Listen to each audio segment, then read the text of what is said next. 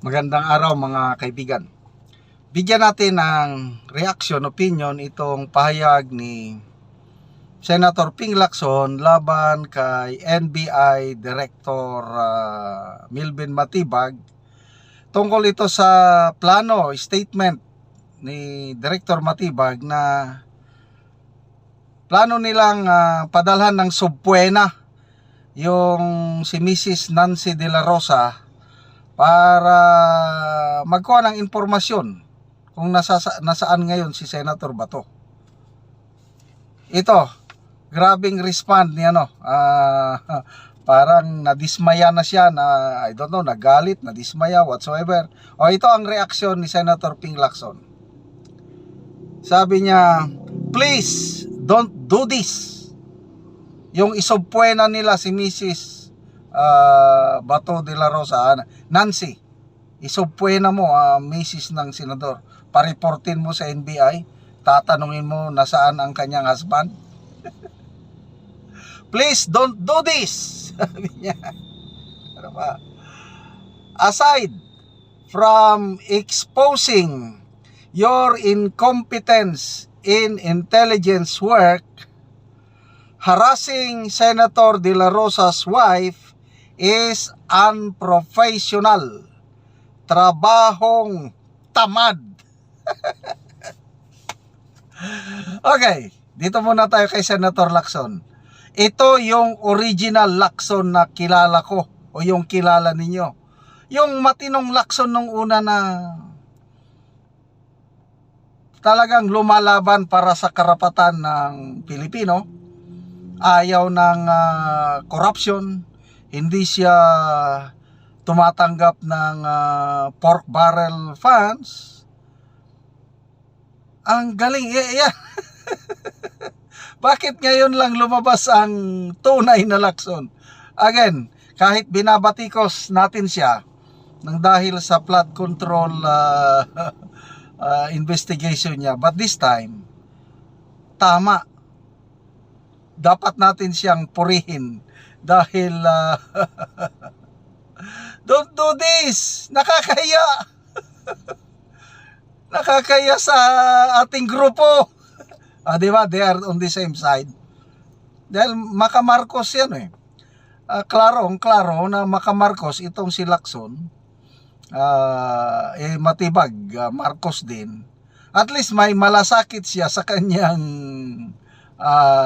anong tawag niya kay Marcos, basta kakampi, may malasakit siya.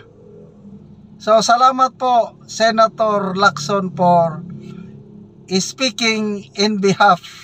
Dapat ang gumagawa ng ganyan yung presidente o kaya yung DOJ secretary, excuse me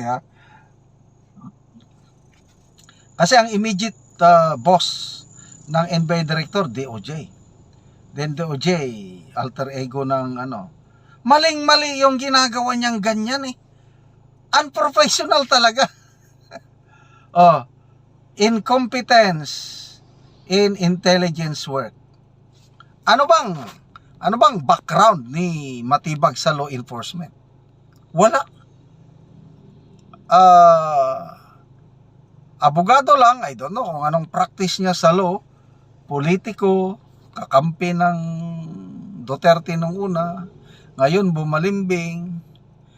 Lumalabas na parang nahihirapan ang NBI na makakuha ng impormasyon kung nasaan si Senator Bato de la Rosa, na to a point na idadamay na ang misis.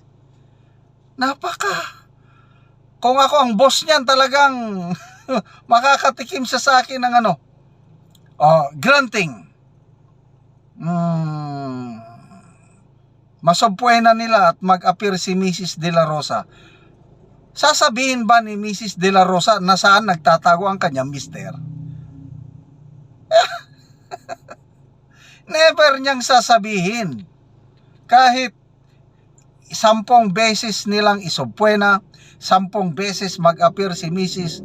de la Rosa doon sa NBI headquarters, never niyang sasabihin. Kaya nga suntok sa buwan itong ginagawang ito ng NBI director Isuzu Buena, very unprofessional. Trabahong tamad. Trabahong tamad. Ganyan yan, yung wala kang experience sa intelligence work. Kung ano-ano na lang yung ano. Kaya desperate attempt ng NBI kung itutuloy nila, kasi sabi man ni Director Matibag, pinagplaplanuhan. So, with this advice, papakinggan ba ng NBI ang advice ni Senator Lacson? Sana nga. Kasi hindi naman nila immediate, nasa legislative branch naman si Senator Lacson. Hindi naman niya under ang NBI. Kaya baka hindi nila pakinggan. Kaya lang, dapat pakinggan nila itong advice na ito. May magandang binanggit ni Senator Lacson. Post ito ng Inquirer.net. By next year, sabi niya sa budget, gagawan ko ng paraan para madagdagan ang intelligence fund ng NBI. Again, this the nice side of Senator Lacson. Yun ang solusyon. Siguro, kulang sila ng pondo para ng mga assets or ano. Kasi yung information na ganyan, kailangan mong magbayad. Kaya, dyan mo kailangan ng confidential intelligence fund. Di humingi siya ng tulong sa Office of the President dahil ang laki kaya ng budget ng presidente. Billions of pesos. Dito, gamitin nila dun. Although maganda yung suggestion ni Senator Lacson na next year sa 2027 budget, gagawan ko ng para na madagdagan ang intelligence fund ng NBI. Ang alam ko, panahon ni Secretary Boying Rimulya ng DOJ, ang laki ng confidential funds ng DOJ. I think umabot ng billions. Nakalimutan ko na. Malaki. So, ito na. Labanan ngayon itong gaano kagaling magtago si Bato versus gaano kagaling ang NBI, gaano kagaling ang PNP sa paghanap. May nabasa kong post na ang PNP CIDG ay nagsampa na ng reklamo, obstruction of justice laban kay Senator Padilla. Kasi inamin ni Senator Padilla na siya ang naghatid kay siya ang naghatid kay Senator Bato doon sa saan ba 'yon? Ayala. Dahil daw yun na, obstruction of justice. Sige.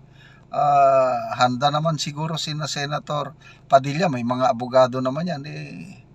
Doon na lang, labanan sa korte. Okay. So, again, i-summarize natin ang Marcos Jr. administration sa paghahanap ng mga pugante. So far, zero pa sila. Ang daming mga pugante na mga high profile. Simula kay General Bantag, sobra 3 taon na, wala pa rin.